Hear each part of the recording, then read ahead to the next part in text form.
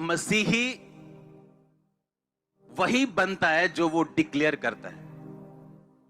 इस बात को लिख के अपने दिल पे छाप लेना। एक मसीही वही कर सकता है जो वो घोषित कर सकता है।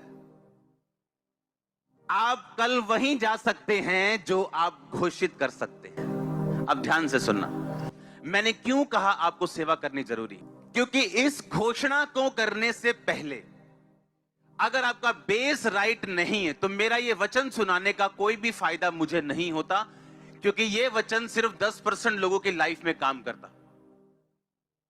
परमेश्वर ने मुझे कहा मैं आपको ये क्लियरली बताऊं, अगर आप अपनी लाइफ में घोषणा नहीं कर सकते आप उस जगह पहुंच भी नहीं सकते।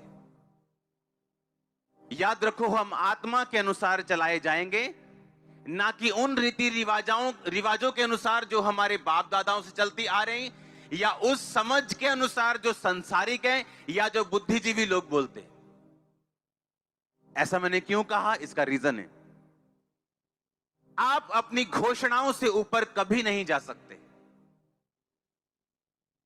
आप चाहे लाख स्पिरिचुअल हों, आप प्रार्थना करने वाले हों, आप वचन पढ़ने वाले हों, आप पवित्रताई में रहने वाले हों, अपनी घोषणा से ऊपर आप कभी नहीं जा सकते।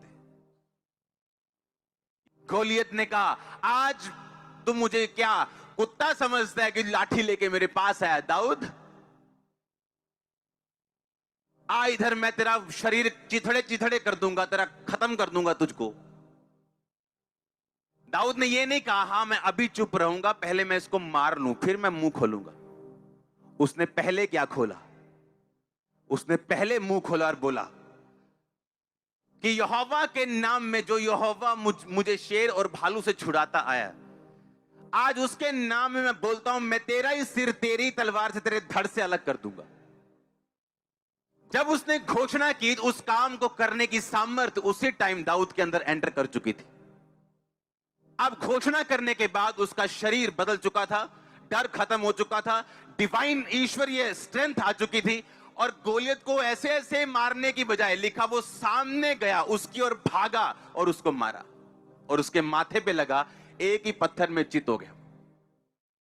सेवा करने का मतलब यह है कि जब आप सेवा में जाते, जैसे बाइबल में एक वचन लिखा, परमेश्वर ने कहा मैं तुमको बुखार से पीड़ित करूंगा, मैं तुमको टीबी से पीड़ित करूं, ये वचन है बाइबल में। अब ये घोषित कर सकते हो आप अपनी लाइफ के ऊपर, मैं तुम्हें छोटा कर दूंगा, तुच्छ कर दूंगा। ये वचन घोषित करने वाला नहीं है ना। कौन सा वचन घोषित करने वाला है फिर? ये कौन डिसाइड करेगा? आपकी मर्जी डिसाइड करेगी क्या कि ये वचन मुझे अच्छा लग रहा है, ये मैं घोषित करूंगा? ऐसा नहीं है, ये रॉन्ग चीज है। एक बंदा जो यहां पे बैठा हुआ और टाइथ नहीं देता और बोता नहीं है, वो ये वचन पौलुस का घोषित नहीं कर सकता कि मेरा परमेश्वर मेरी हर घटी को महिमा सहित मसीह यीशु में पूरा करेगा। क्यों? क्योंकि पौलुस ने वो वचन उस कलीसिया को लिखा था जो बोने में बड़ी नंबर 1 थी, और जिसके बोने से बड़ी कलीसियाएं खुली थी, बड़े काम हुए थे खुदाबंद के।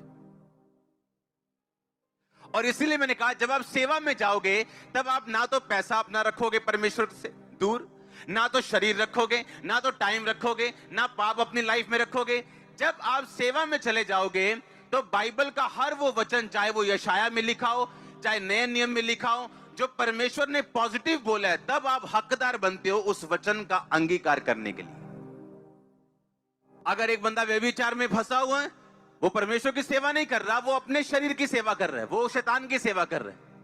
लेकिन जब तुम वैश्या के साथ, किसी लड़की के साथ एक अंग हो जाते हो, तो तुम उसी के साथ एक तन हो गए, सब कुछ खत्म हो गया, अब तुम परमेश्वर के साथ नहीं रहे हो। हालेलुया। अब तुम कैसे कह सकते हो मैं परमेश्वर की सेवा करता हूं? तुम तो परमेश्वर की सेवा नहीं करते, क्योंकि परमेश्वर की सेवा करने के लिए तुम्हें अपना तन मन धन सब कुछ पवित्र करके परमेश्वर के सामने रखना पड़ेगा। और जब तुम सेवा में चले जाओगे तो बाइबल बताती है, वो पॉजिटिव वर्ड्स जो बाइबल में लिखे गए, आप उन्हें समझोगे कि वो मेरे लिए लिखे गए, और आप उन्हें क्लेम कर सकते हो और डिक्लेयर कर सकते हो। आप जानते, दूसरी बात मैंने अब क्यों कहा कि आपको अंगीकार करना जरूरी है। मैंने बताया था कन्फेशंस एंड डिक्लेरेशन, यानी अंगीकार करना और घोषित करना। घोषित करना मैं आज आपको सिखा रहा हूं। अगर मैं अकेला आपको यह बताता आज की घोषणा करनी है, अगर मैं आपको कन्फेशंस ना बताता, अगर सेवा करनी ना बताता, अकेला ये बताता अच्छा घोषणा करो रोज, ये बातें हो जाएंगी। अब वो घर में जा रहा है, घोषणा कर रहा है कि सब बातें मिलकर भलाई को पैदा करती जो मसीह, हाँ सब घोषणा है। उसके कोड़े खाने से मैं चंगा हो चुका हूं। जिस आत्मा को यीशु मसीह ने मुर्दों में से जी उठाया वो मुझ में अगर वास करता है, मेरे शरीर को जी उठाएगा। सब घोषणाएं कर रहा है। पर बाहर आके जैसे उसकी ताई पूछती है, ओए तू चर्च जाना है ना ताई? घोषणा एक ऐसी स्थिति आ चुकी है, एक ऐसा पॉइंट आ चुका है आपकी लाइफ की, ऐसी पोजीशन है जहां से आप घोषित करोगे कि मैं नंबर 1 होने वाला हूं, तो आप नंबर 1 होंगे। पर उस लाइन तक, उस पोजीशन तक पहुंचने से पहले यह पार करना जरूरी है। इसलिए मैंने कहा अंगीकार करना जरूरी। क्यों? जब आप अंगीकार करते हो कि परमेश्वर मेरा परमेश्वर है, यीशु मसीह मेरा परमेश्वर है, और लिखा जब तुम मनुष्यों के सामने उसे मान लोगे, मुझे लोगों के सामने मेरा अंगीकार करोगे, मैं दूतों के सामने तुम्हारा अंगीकार करूंगा। सुनो इसका मतलब क्या?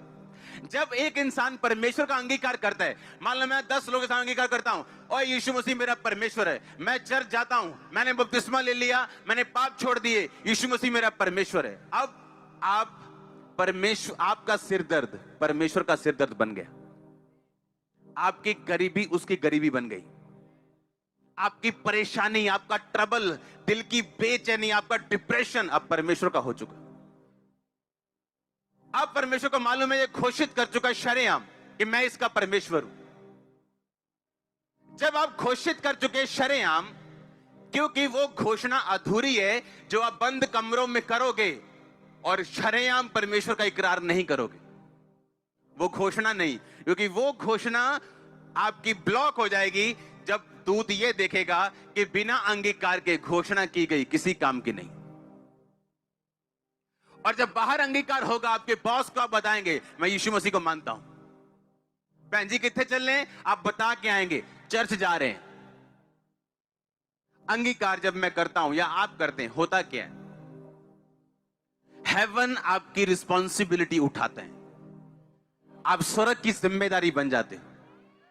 आपने अंगीकार किया कि वो मेरा परमेश्वर है आपकी लाइफ सेवा में, और आपने अंगीकार किया, 2 बातें हो गई। एक असली अंगीकार वाला व्यक्ति, उसकी निशानियां होती हैं। इसीलिए मैं आपको बोल रहा हूं, सफलता हर बंदा नहीं पा सकता और वहां तक नहीं पहुंचता। क्यों? क्योंकि बाइबल सिर्फ एक पुस्तक नहीं कि आप एक वचन उठाओगे, उसे 100 बार बोल लोगे तो आप ठीक हो जाओगे। तो हम में और दूसरों में फिर कोई फर्क नहीं। ये एक रिलेशनशिप है खुदा के साथ, एक रिश्ता, एक नाता है, और वचन की नॉलेज पर निर्भर करता है। आप जैसे अंगीकार करते हो उसकी कुछ निशानियां होती। बाइबल कहती जक्कई ने अंगीकार किया, लिखा वो चुंगी लेने वालों का सरदार था, पापियों का हेड था, वो टू मच रिच, बहुत अमीर इंसान था। और लिखा जैसे ही उसने यीशु मसीह का अंगीकार किया कि तू मेरा परमेश्वर है, उसने कहा मैं आधी प्रॉपर्टी कंगालों को देता हूं। अगर मैंने किसी से 10% ले लिया, मैंने 2.5 लेना था, 7.5% मैंने ज्यादा ले लिया, मैं उसे 30% वापस करता हूं। सुनो मेरी बात, हर बंदा जो रियल अंगीकार में है और रियल उद्धार में है, अपने पैसों को कभी परमेश्वर से पीछे नहीं रखेगा। यह उसकी निशानी होगी। वो गरीब हो, वो अमीर हो, उसकी निशानी होगी कि वो लोगों के सामने अंगीकार करेगा, छुपाएगा नहीं, ये उसकी निशानी होगी। वो पैसा नहीं रखेगा, ये उसकी निशानी होगी। वो अपने बच्चों को सेवा करने से नहीं रोकेगा, ये उसकी निशानी होगी। आप मेरी बात समझ रहे हो? बिना घोषणाएं किए आप अपनी लाइफ में उस लेवल तक नहीं पहुंच पाओगे जहां तक आपको पहुंचना है। आप प्रोडक्ट हो अपनी घोषणाओं का। अगर आप घोषणा नहीं कर सकते पब्लिकली, आप पब्लिकली रिजल्ट भी नहीं ले सकते। आपको शर्माना नहीं, आपको घबराना नहीं। मैं घोषणा करूंगा, अगर ना हुआ तो क्या हुआ, नो प्रॉब्लम। आज नहीं होगा, कल होगा, परसों होगा, वो होगा ही होगा।